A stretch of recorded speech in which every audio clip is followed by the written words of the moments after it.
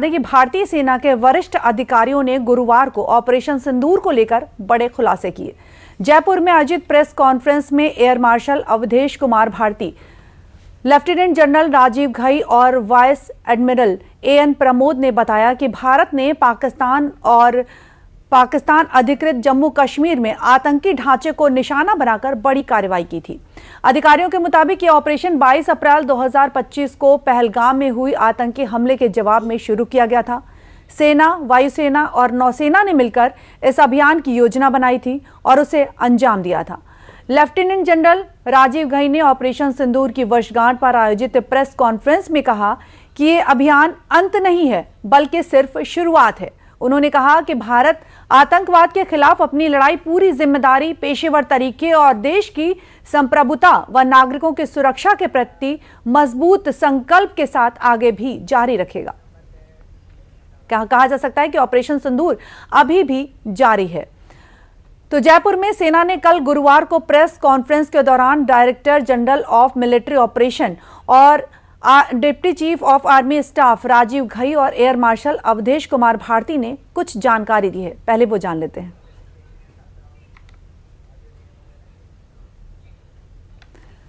आपको बता दें कि ऑपरेशन सिंदूर अभी भी जारी। ऑपरेशन सिंदूर के दौरान पाकिस्तान के 100 से ज्यादा जवान आतंकियों को मारा गया।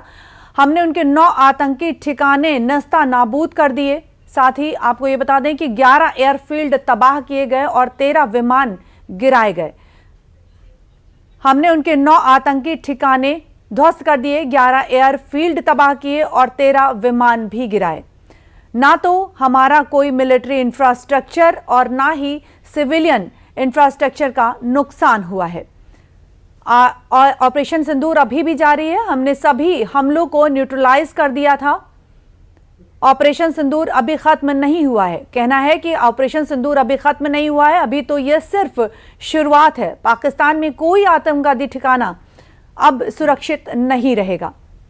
यह तो सिर्फ शुरुआत है। पाकिस्तान में कोई भी आतंकवादी ठिकाना अब सुरक्षित नहीं रह पाएगा। भारत के 65% से ज्यादा रक्षा उपकरण अब देश में ही बनाए जा रहे हैं। यानी कहा जा सकता है कि देश अब आत्मनिर्भर की ओर बढ़ता जा रहा है। यानी आत्मनिर्भर भारत सिर्फ नारा नहीं है, बल्कि सेना की ताकत भी बन चुका है। लेफ्टिनेंट जनरल राजीव घई ने क्या कुछ कहा है, वो भी पहले सुन लेते हैं। Operation Sindoor was not an end, it was just the beginning। और यहां पर जन कवि दुष्यंत कुमार त्यागी की एक मौलिक रचना का प्रभावशाली अंश मैं आपके सामने रखना चाहता हूं। सिर्फ हंगामा खड़ा करना मेरा मकसद नहीं,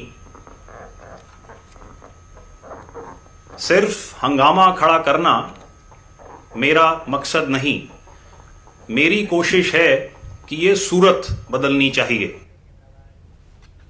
और अब आपको एक वीडियो दिखाते हैं। ये वीडियो ऑपरेशन सिंदूर पर रिलीज की गई डॉक्यूमेंट्री में कुछ नए फुटेज भी जारी किए गए हैं। इस फुटेज में भारत ने पाकिस्तानी रडार सिस्टम को पहुंचाए नुकसान के विजुअल्स दिखाए गए हैं। इस डॉक्यूमेंट्री में देखिए कि एक वीडियो भी शामिल है जिसमें भारतीय सशस्त्र बलों का एक उपकरण चुनियन रडार साइट PAF के ऊपर मंडरा रहा है, जिसे ऑपरेशन सिंदूर के दौरान नष्ट कर दिया गया था। वीडियो और तस्वीर में रडार का क्षतिग्रस्त हिस्सा भी देखा जा सकता है। आप देख सकते हैं किस तरह से कि क्षतिग्रस्त पाकिस्तानी रडार का जो फुटेज है वो आप देखिए।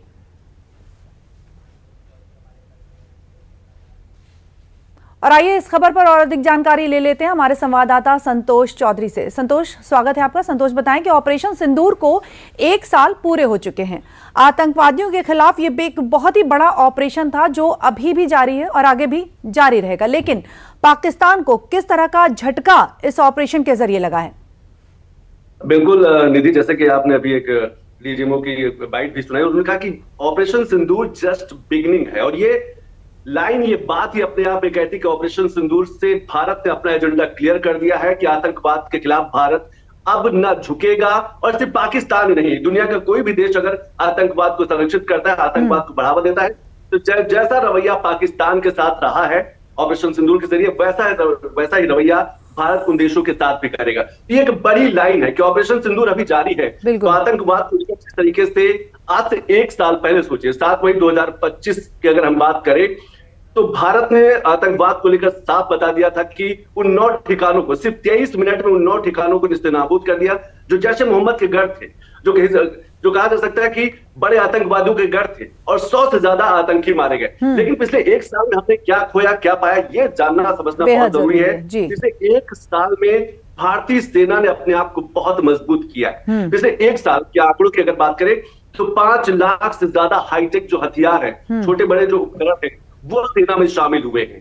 50 से ज्यादा जो बटालियन है, नई बटालियन, चाहे भैरव बटालियन की बात करें, रुद्र बटालियन की बात करें, शक्तिबाण बटालियन की बात करें, ये बटालियन शामिल की गई।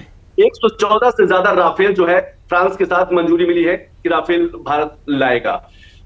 विमान निगरानी की बात करें, 6 से ज्यादा विमान निगरानी जो है वो अमेरिका के साथ समझौता हुआ है। फ्रांस के साथ 400 जो एयर डिफेंस सिस्टम, जिसने ऑपरेशन सिंदूर में कहा जा सकता है बेहतरीन काम किया था कि पाकिस्तान का एक भी ड्रोन, एक भी मिसाइल जो है वो भारत की जमीन को छू भी नहीं पाया था, वो 6 से ज्यादा अब फ्रांस से भारत खरीदेगा। तो ये एक बड़ा बदलाव है और भारत वैसे भी लगातार, भारत की जो सेना है, भारत की जो कहा जाता है सैन्य शक्ति है, वो हमेशा बढ़ती रहेगी और ये समय की मांग भी है निधि की। जिस तरीके से दुनिया में उथल पुथल है, वही देश मजबूत माना जाएगा जो अर्थव्यवस्था के साथ साथ अपनी सेना, अपनी शक्ति, अपनी ताकत को आगे बढ़ाएगा। सिंधु जल समझौता सोचिए आज भी रद्द है।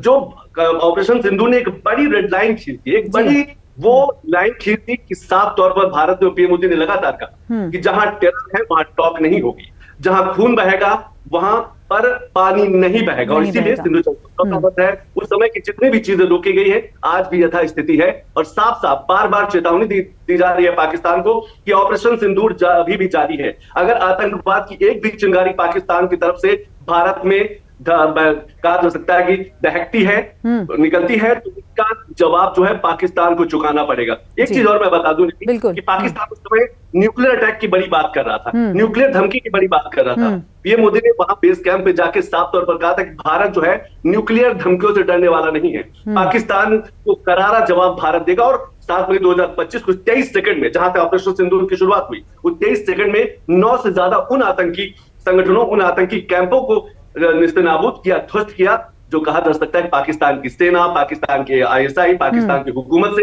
वो फंडिंग उनको मिलती थी, वो पल्लवित होते थे, पोषित होते थे, उनको पैसा मिलता था।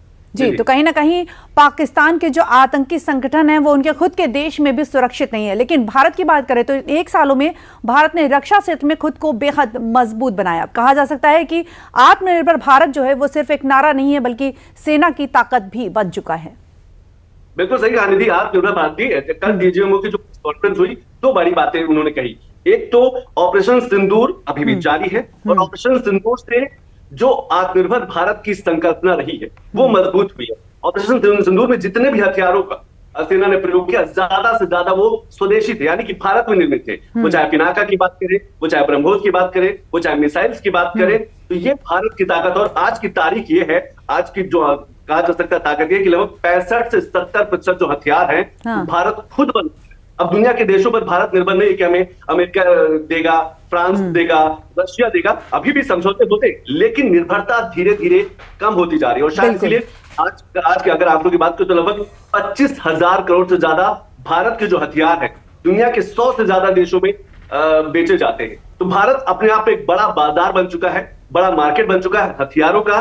दुनिया के कई देश ऐसे हैं, ब्रह्मोस मिसाइल जिस तरीके से ऑपरेशन सिंदूर में बिल्कुल, तो कहा जा सकता है संतोष कि ना सिर्फ रक्षा क्षेत्र में बल्कि कई क्षेत्रों में भारत खुद को मजबूत बना चुका है। बहुत बहुत धन्यवाद संतोष हमसे जुड़ने के लिए।